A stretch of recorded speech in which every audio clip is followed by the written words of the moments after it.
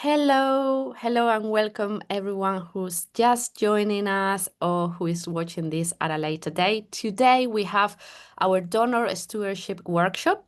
So we are going to be talking about how you nurture the online community, how you foster loyalty with your donors. So we have a packed agenda for you today. So I want to take you through that agenda. So we are going to be starting with what stewardship really means and how it fits with your fundraising. Then we are going to explore donor loyalty. So what that means from a psychological point of view and what are the emotional drivers that make people want to give again. Then we look at some practical things. So we are going to look at storytelling for stewardship, but also at some frameworks that make that very consistent. So how to move from that intention into consistent action. And we, of course, are going to have a breakout activity where you're going to have the chance to map out your own stewardship plan. And then we'll leave with a clear goal and some actionable steps to basically strengthen relationships with your donors. Of course, we'll have some time for questions for next steps. But if you have any question at any time, please do ask during the session as well. I'll introduce myself. If you don't know me yet, my name is Pilar. I'm a digital communications coach here at Lifeful. I've been here for almost a year. It's coming up to a year now. And my background is in digital marketing and communications, working for many organizations around the world. So be happy to really share some of those experiences with you today here. But it's not just me on the call. I also have my colleague Sabina. So I'll leave you with her to introduce herself and to take you through the learning outcomes as well. Back to you, Sabina. Thanks, Pilar. Hi, everyone. Great to see you online today. I'm Sabina, another of your digital communication coaches, and my background is in the nonprofit sector. I worked for 12 years at a conservation charity in roles covering social media, websites, but really excited to dive into the topic of donor stewardship today. So without further ado, let's look at our learning outcomes. So hopefully by the end of this hour together, you'll be able to map the stages of a donor stewardship journey for your organisation. You'll also be able to segment your donor base so that you can tailor your communications to your different donor groups. And you'll be able to apply storytelling and emotional drivers to all of your donor stewardship to help increase that loyalty and that relationship that you have with your donors. So I hope those outcomes all sound good for you all.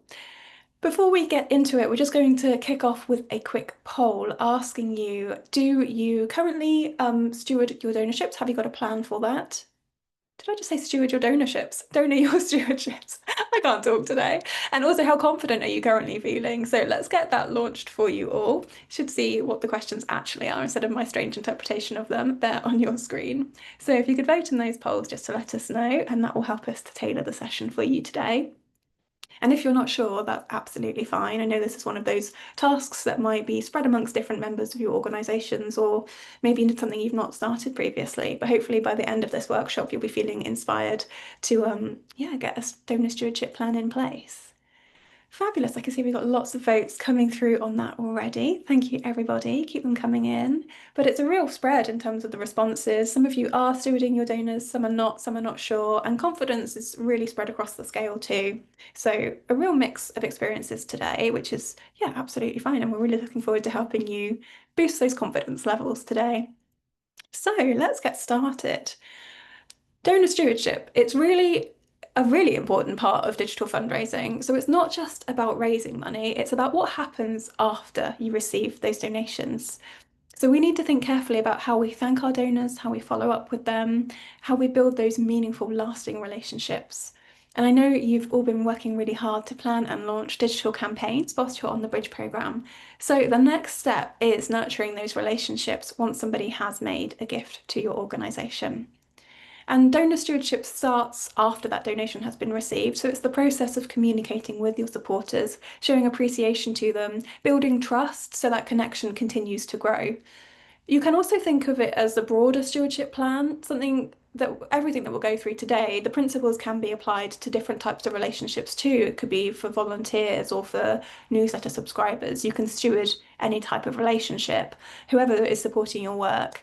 But for today, we're just specifically focusing on donor stewardship. But it's always worth knowing that the principles can apply to other areas of your work too. So, at its heart, stewardship is about connection. It's what makes supporters feel really valued and recognised and ultimately part of your mission.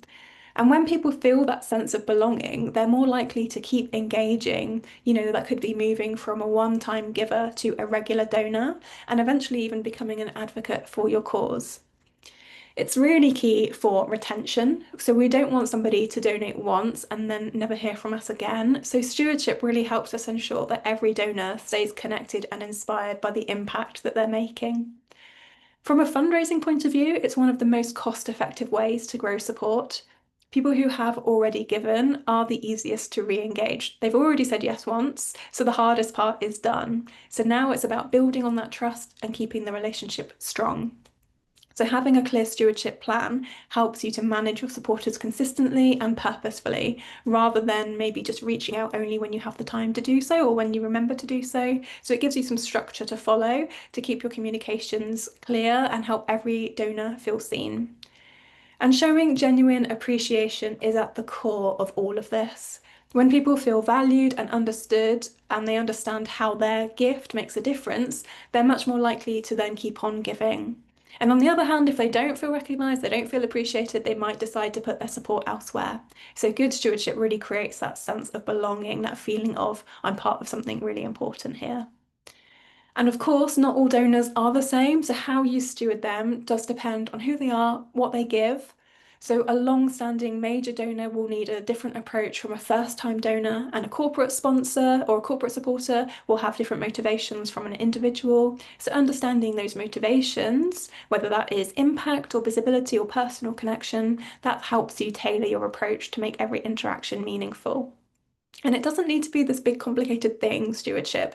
It's really about keeping donors informed, showing them the results of their support, and staying in touch in ways that feel personal and genuine.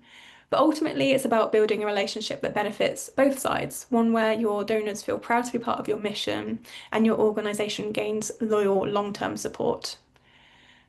Also, as we're talking about this, I know that you're all really busy and you're in small teams, so we're going to look at ways that we can make this as streamlined, as simple to apply to your work as possible. So we're not adding a lot more work to your plate. We're really making your work much more meaningful and effective.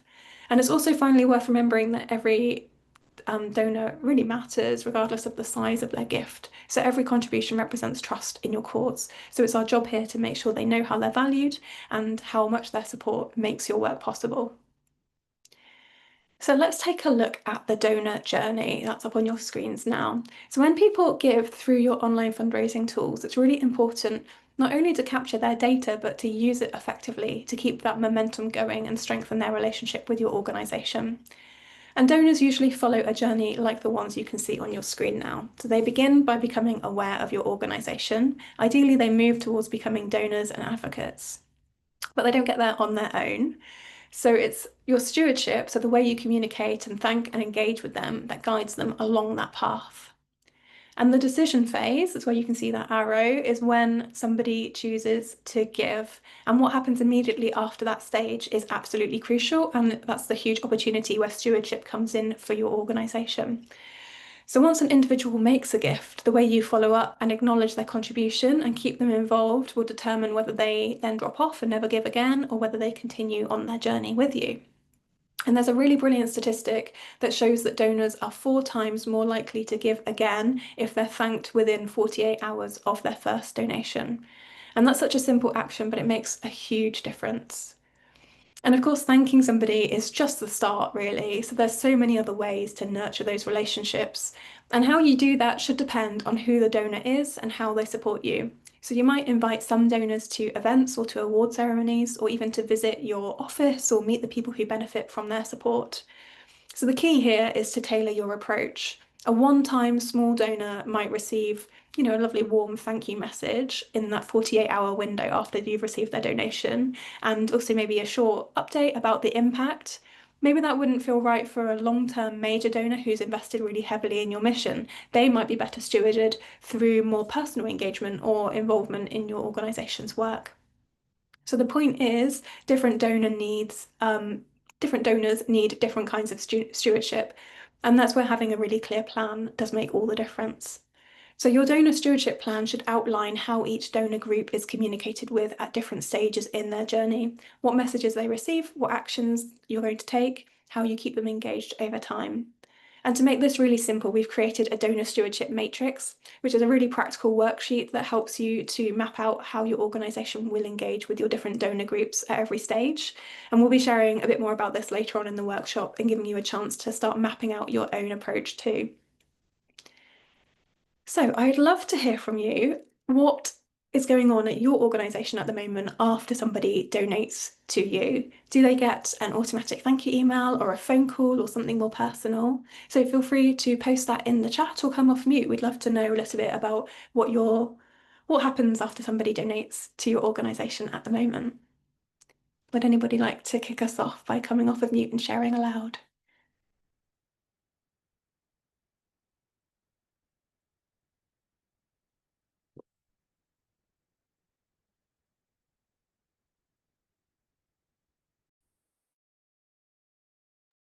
Or feel free to type it in the chat.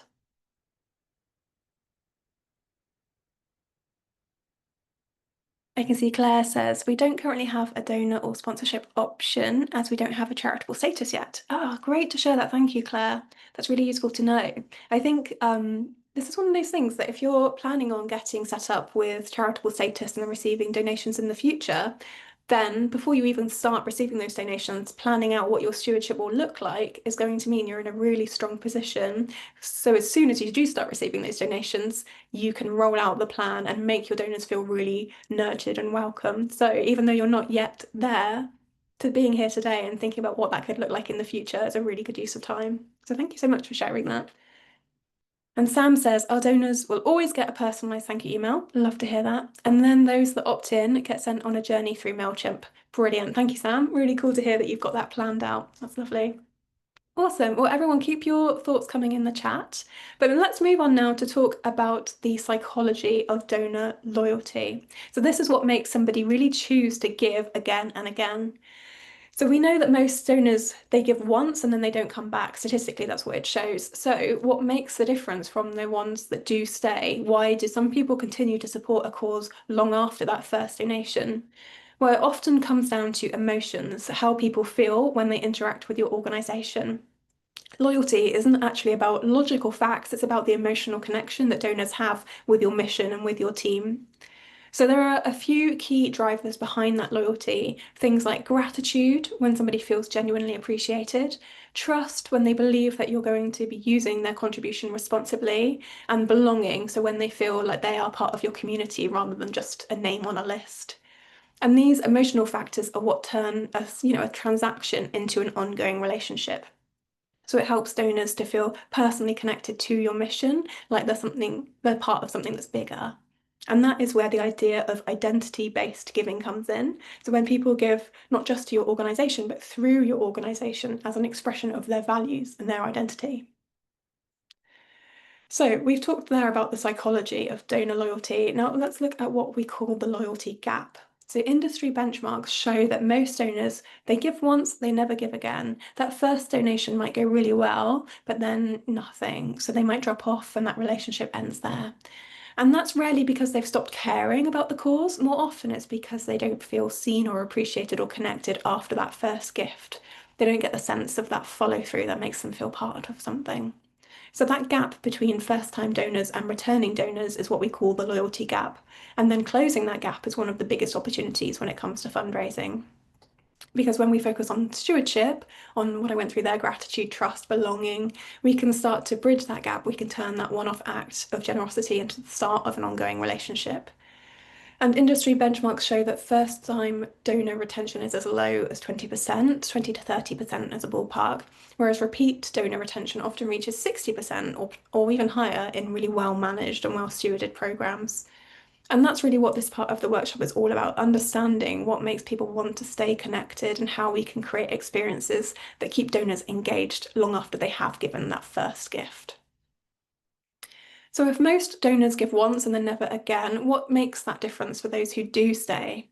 Well, I went through them very quickly a moment ago, but research shows that there are 4 key emotional drivers that inspire loyalty, and that's the feeling that makes somebody want to keep supporting your organisation over time. And the first is gratitude. So donors want to feel genuinely appreciated. When somebody takes the time to make a gift, they're giving part of themselves, really. They're giving their time or their money or their trust. So a heartfelt thank you that feels really personally sincere goes such a long way. And gratitude reassures people that the contribution really matters. And we'll talk a little bit later about what that can look like in terms of your communications. The second factor is trust. So donors are far more likely to give again when they believe your organisation is going to use their gift really well and communicate honestly about it. So sharing clear updates about impact, even small wins, this helps reinforce that trust and it builds confidence in your work, and that leads to donors who really believe in your integrity. The third is belonging. So people don't want to just donate, they want to belong. They want to feel that they're part of a community and that people who share their values and care about the same issues are all part of that too. So when you help donors feel like they're on this journey with you, they become emotionally invested in your mission. And then finally, there is impact. So donors want to see their gift made a difference. So it's that sense of, because of me, something really good happened. And when you can show those tangible results and connect them back to the donor's support, that reinforces all the other emotions of gratitude and trust and belonging.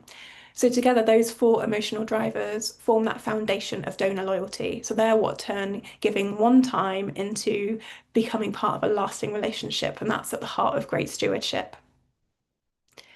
So let's take that a step further now and think about why people give in the first place. So, more and more research shows that people don't just give to charities, they give through charities. So, they give because it says something about who they are and what they believe in. And this idea comes from the work of Professor Jen Shang. She's a leading researcher in philanthropic psychology, and her studies in identity-based giving show that when we connect with the donor's sense of self, so when we reflect back the kind of person they see themselves as, their connection to the organisation deepens. So she calls this affirming the donor's identity, and it means making your communication personal and values-based. So here, instead of saying thank you for your gift, you might say something like, you're the kind of person who changes lives, or you're somebody who makes hope possible. So it's a small shift in language, but it has a really big psychological impact. It helps donors feel that their generosity is part of who they are, not just something that they do occasionally. So when we acknowledge and affirm that identity, we move beyond the transactional. We make stewardship about helping people express their values through your cause, and that's what helps to build those deep, lasting loyalties. So, as we move through this workshop, think about how your organisation can reflect your donors' identities back to them. So, how can you help them see themselves as part of the story that you're telling? And that is how giving becomes really personal. So you can see this on this Instagram post that I've added to this slide. It's from Shelter UK, and it's a really strong example of identity-based giving in action. So the language they use really speaks to the donor. It's not just saying thank you for giving, it's more personal. It's saying walk for home. So that shifts the frame um, of giving to being part of who they are. Sorry, the sun's just come straight into my eyes. Nice that it's made an appearance though. So next we can take a look at the visuals on this Instagram post. The imagery really reflects people and lives changed and connection and community. So it positions the donor as part of that story. And the visual really helps to reinforce donors like seeing themselves in the work, not just as a donor, but as that change maker. And all of this fulfills the principle of identity-based giving. It affirms the donor's identity, the organisation strengthens their emotional connection and loyalty and desire to give again. So in your own digital communications, you can ask yourself, how can you make your donor say to themselves, this is my work, this is my identity? How can you how can you add that into your copy or your visuals or your follow-up emails? How can it reflect that? And here's another really brilliant example of identity-based giving, and this is by the National AIDS Trust. And I know we have Hannah and Sam from the team here today, and they shared in a one-to-one that we had earlier this week that they'd sent this email out to their supporters, inviting them to join their monthly giving programme, which is called the Red Ribbon Club. and that the email was sent last week, but they've already had 7 people sign up, which I think is so fantastic. And I'm not at all surprised that people are already signing up and that this email inspired supporters to take action. It's really powerful because it taps into identity and belonging. It positions the giver as an expression of who the donor is, not just what they do, and it moves beyond transactional giving and creates that sense of shared purpose and moral alignment. So the opening lines, the opening lines really help to communicate that moral conviction and that collective identity. And that tone is really hopeful. It invites the reader to see themselves as somebody who isn't going to turn away, and it signals to the supporter that you're part of a values-driven movement. And it really helps to demonstrate that identity alignment. So it shows, to the reader that they're somebody who believes in dignity and equality, and they feel part of a movement in the Red Ribbon Club. They're all part of making this change. It's also really great for recognition and I can never say this word, but giving back. So, as part of the Red Ribbon Club, they're getting an exclusive ribbon brooch, and they're also getting updates and events. They really feel part of something, and it empowers them. So in the language, it really shows how their gift is driving that systemic change. So together, those elements all create identity-based loyalty. Donors really give because it expresses who they are, not just because of what they're asked to do. So amazing achievement. We can share a link in the chat so you can read the full email if you'd like to. But yeah, thank you, Hannah and Sam, for sharing this with us. So we've been talking there about what drives donor loyalty, that gratitude, trust, belonging, and identity. Now I want to show you what that looks like in practice. So this is where we shift from transactional giving to relational giving. So a transactional approach is focused on the donation itself. It's that familiar pattern of somebody gives, they get a thank you email, maybe a newsletter, and then in time the next appeal lands in their inbox. And there's nothing wrong with that, but it doesn't do much to build a relationship. So a relational approach is a bit different. It's about connecting with the person behind the donation, recognizing them as a partner in your mission, not just a source of funding. So it means taking time to share stories of impact, to show them the real difference their support makes, and to invite them to be part of your journey. So this might look like sending a personal message instead of a standard thank you.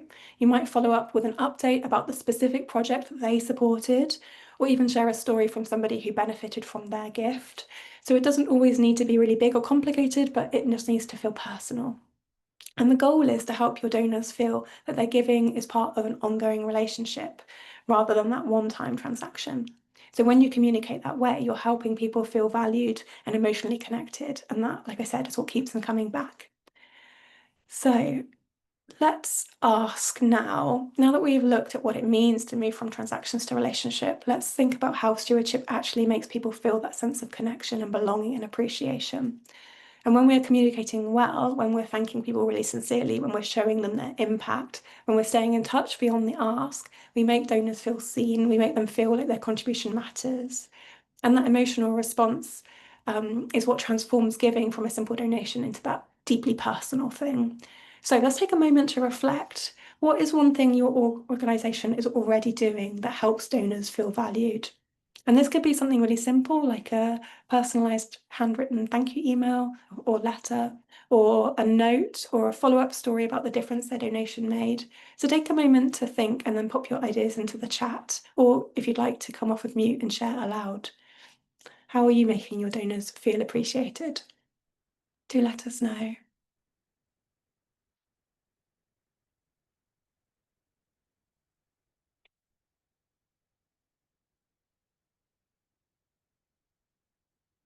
Would anybody like to share aloud, or are you all busy typing in the chat? Oh, Sam says donaversaries. Love that. So that's the anniversary of the donation received. Yeah, that's a really great way of making people feel valued. And Catherine says tagging them in social media posts. Brilliant. That's such a nice public way of showing that appreciation. Love that. That's fantastic. Is anybody else doing anything that makes people feel appreciated? Siobhan says involving funders in our workshops and giving them a chance to meet the beneficiaries of their funding. That's fantastic. Oh, I love that idea. Yeah, that's the kind of thing that you can really tailor your donor segmentation so that those higher level givers and those recurring givers get invited to those workshops so that you're really reflecting the value of the donations. Hannah says that you invite your supporters to march with you at Pride in London. That's amazing. That feels like you're being part of something and you've got that exclusive invitation, but also that it really helps with the mission that you're fighting for, doesn't it? So it's a really brilliant, like two-pronged approach of appreciation there. Thank you for sharing. Fabulous. So hopefully, as you've been reading through each other's ideas, it's worth thinking about what makes those actions really effective when they're personal, when they're authentic, how they're making people feel like they belong, because that's really what's at the heart of stewardship. But I think you've heard enough from me for now, so I'm going to hand you over to Pilar to tell us more about storytelling in stewardship. Thank you, Sabina. So, with Sabina, we've been talking about how stewardship helps donors feel valued and connected and really a part of your mission. And those examples you just shared really show that as well. But one of the most powerful ways to actually do this is through storytelling. So, storytelling helps us connect emotionally, not just intellectually. And in fundraising, stories can turn what could be abstract causes or even data into something personal and human. So when we use storytelling for stewardship, our goal is not just to share what the organization achieved, but to show the donor the impact they made possible. So what do I mean by that? Instead of saying our charity provided 1,000 meals last month, we can say something like, because of your support, 1,000 people had a warm meal and a safe place to eat. So we see the difference there between both of them. The facts are the same, but the feeling is very different. So shifting the spotlight from the organization to the donor is what we are trying to do by adding a storytelling to it, right? So it says you did this, you are part of this, you made this possible, this is your impact. So it's shifting it towards them and not so much about the organization. So Sabina was already talking a little bit about language. So language is going to be really important here because it's how we help people feel proud, feel appreciated, and feel emotionally invested in your mission. So I'm going to actually show you two short examples to see the difference of an organization-centered message and a donor-centered message. So let's have a look at the first example. So this is a template for a donation thank you email. And I want to ask you, reading it, what do you think about it? So what do we see here? We see thank you for your donation of X amount to this organization. This email serves as your transaction receipt. What do you think about this email? And you see the donation should appear on your credit card statement. What do we feel? It's bland, heartless. So it's cold. It's very transactional. It's very professional. The donor is actually missing from the story. They don't see themselves. They don't see how they are contributing. It feels almost like a purchase email, right? So it's not exactly what we are going for. So if we show you another example, the second example that we have here, you see here, this is a thank you email as well. And it says, your gift helps people like Anissa. Anissa lives in Indonesia and at 13 years old is the oldest of three. She loves the school, but without safe water or a toilet at home, Anissa spent time gathering water.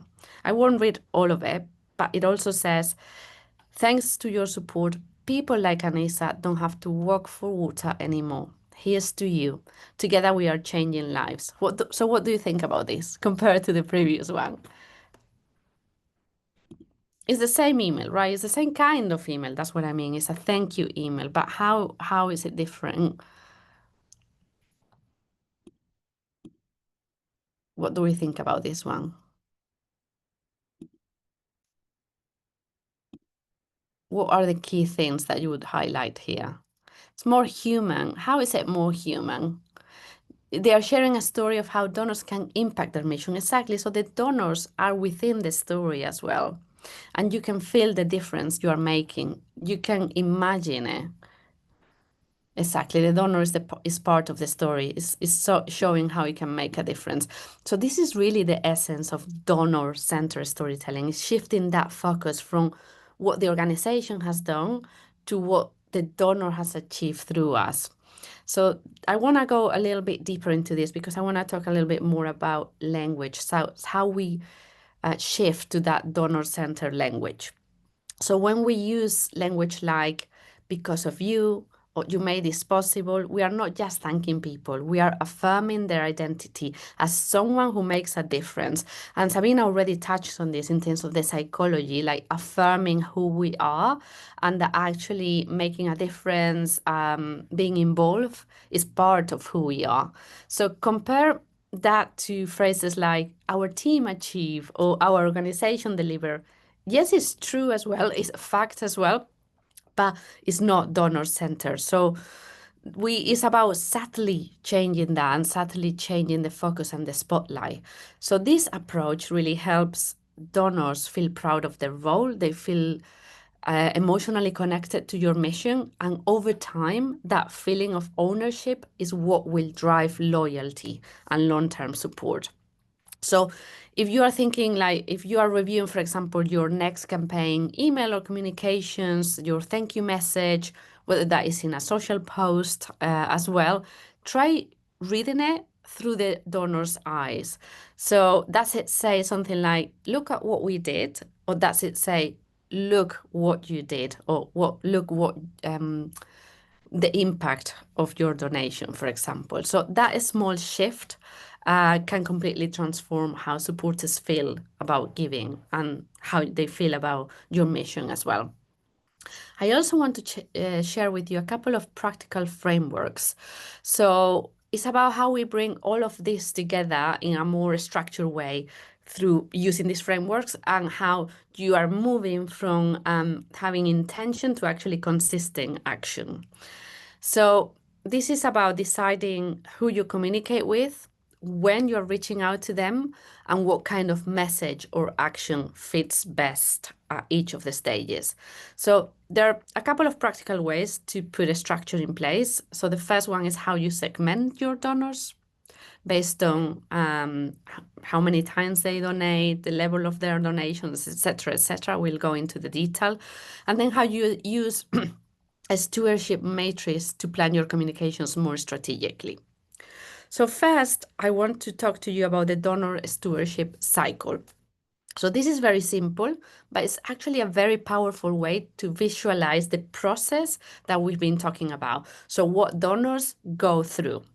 So it's a reminder also that stewardship is not something that happens once. It's something that is ongoing, that is continuous. So it's this kind of continuous cycle of communication, of gratitude and engagement. And it begins really with someone making their first gift and how you thank them promptly and personally as well. Then you follow up by showing them the impact of their donation. So, what it helped to achieve and who is helping. Then from there, we move into how you keep that relationship alive by continuing to engage with them with meaningful updates, with stories, with other opportunities to get involved.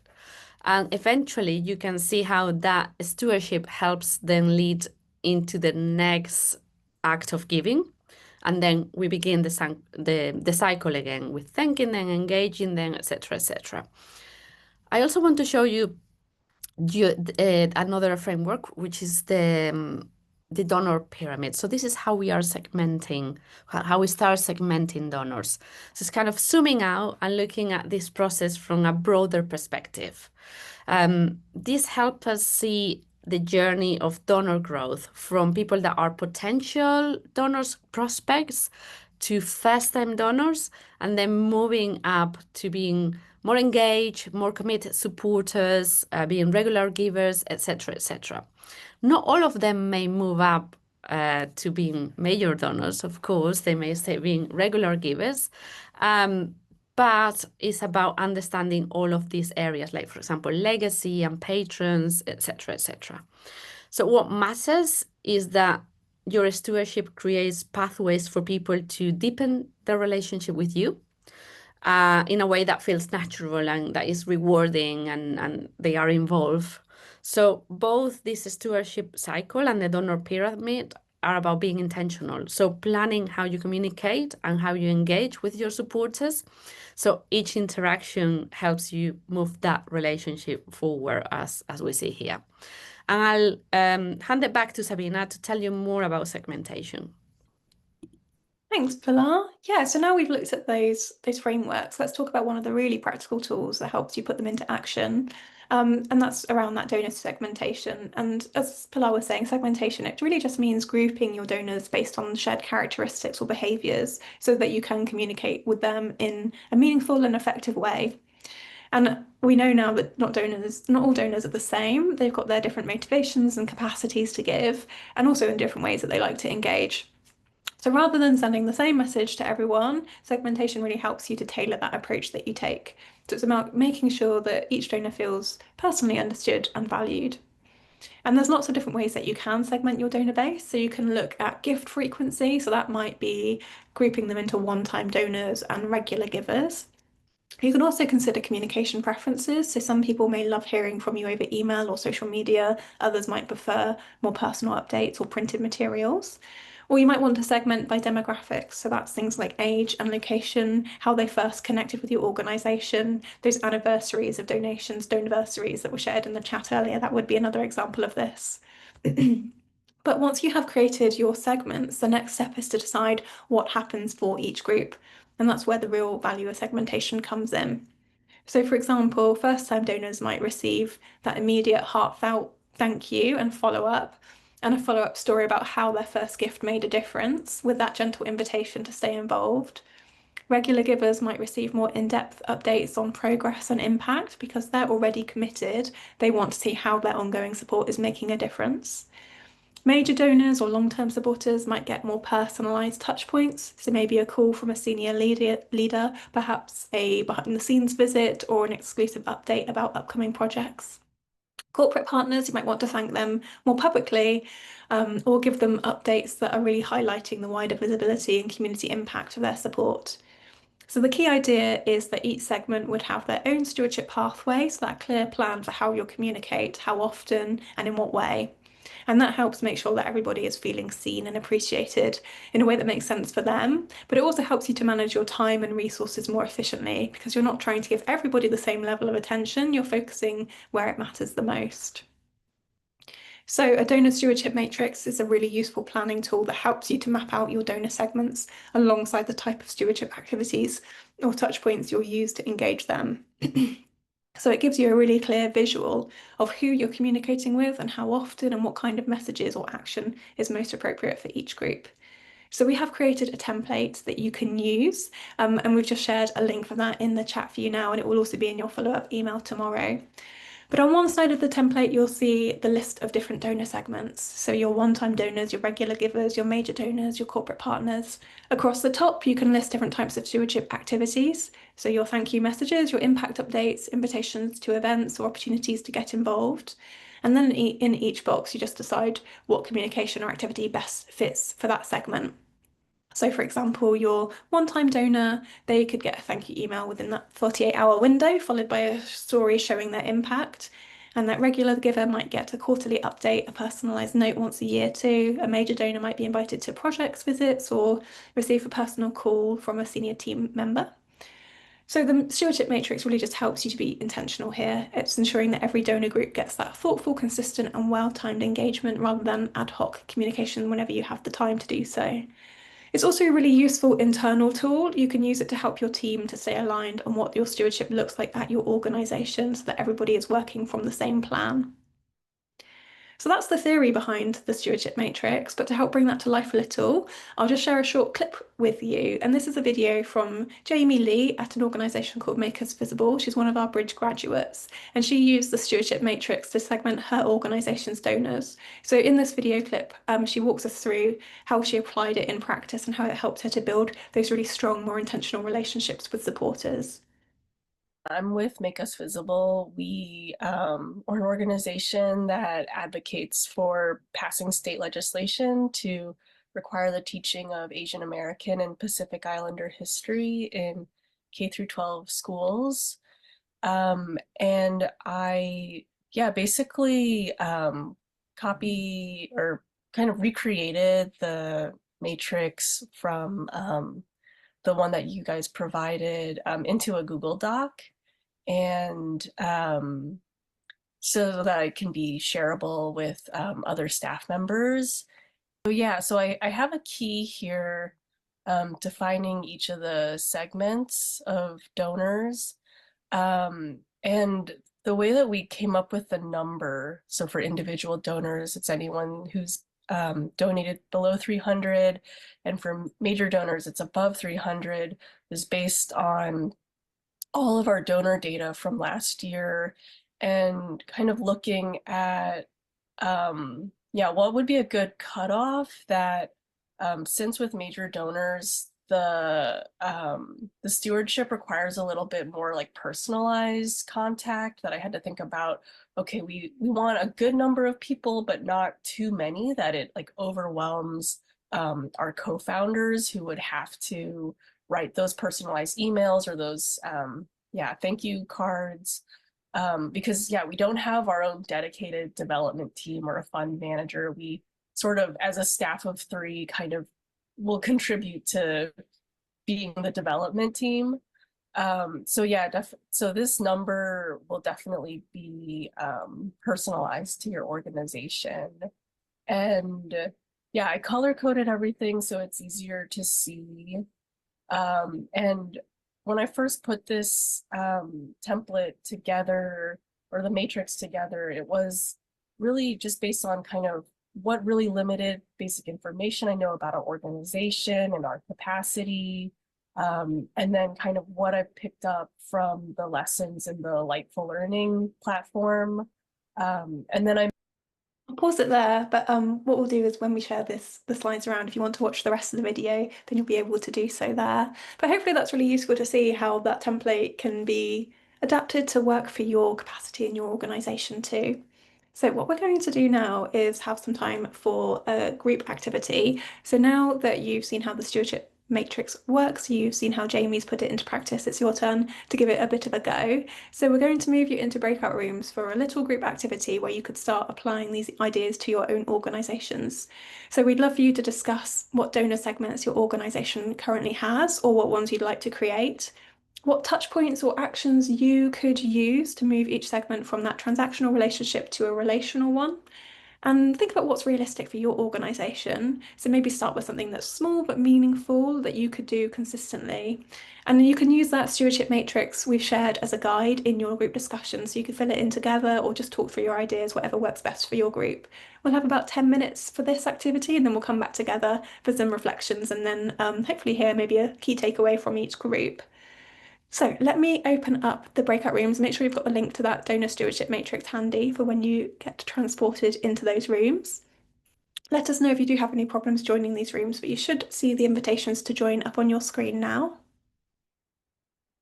And we'll see you back here in about 10 minutes.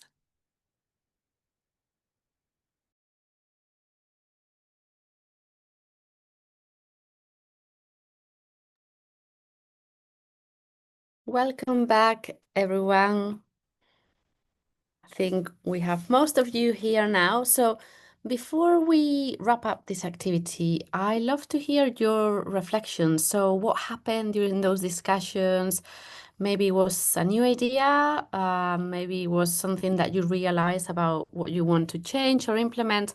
So please share it with us. You can come off mute and just talk, or you can share it in the chat as well. Hi, Hannah here from National AIDS Trust. Hi, So Hannah. our little group, we had, I mean, we do have individual donors and we do have different kind of levels of donor. One thing as well I think is worth just throwing out there is don't ever overlook mid-level givers, because we talk about regular givers and major donors, but in between that is a very important cohort that's often overlooked by charities. So I just wanted to mention that.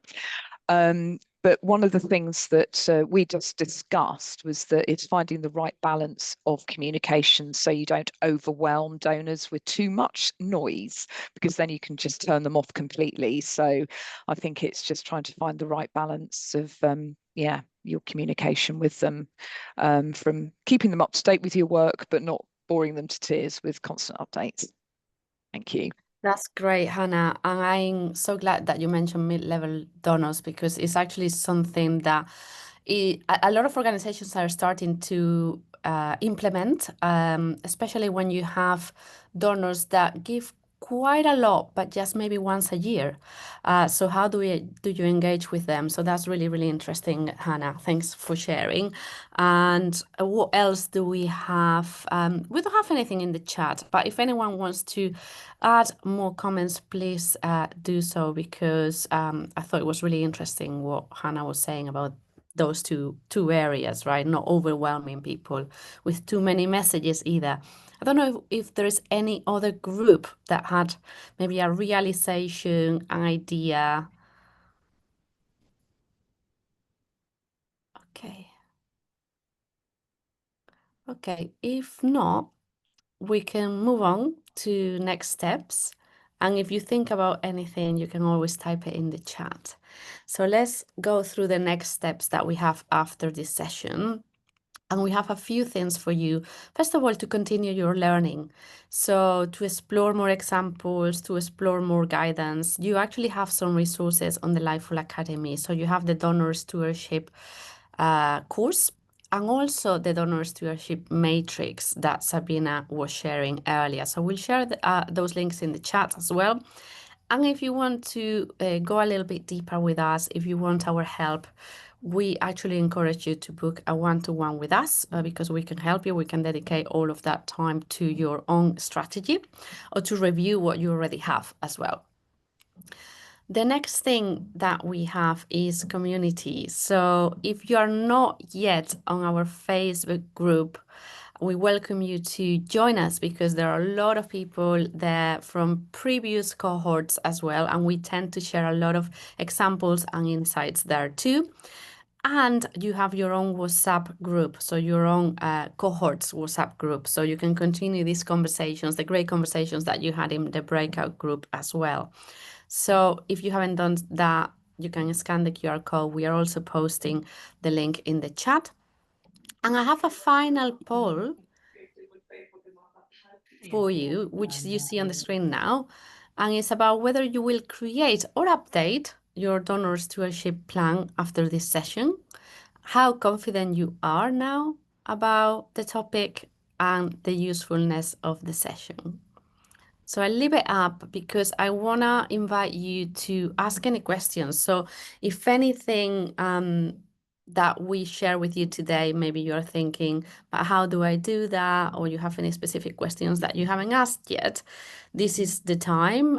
We still have a few minutes to do that. So any comments, questions, please ask us.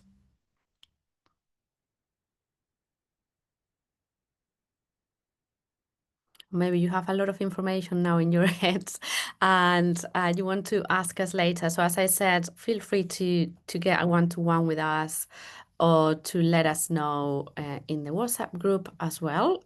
We're always there to help you too. But otherwise, I'll probably close the session and give you back one extra minute in your day. So hopefully it was really useful. We loved having you, all of you here, and for you to share all of your thoughts and examples. So thank you so much, and have a wonderful day. Thank you. Bye. Bye bye. Bye.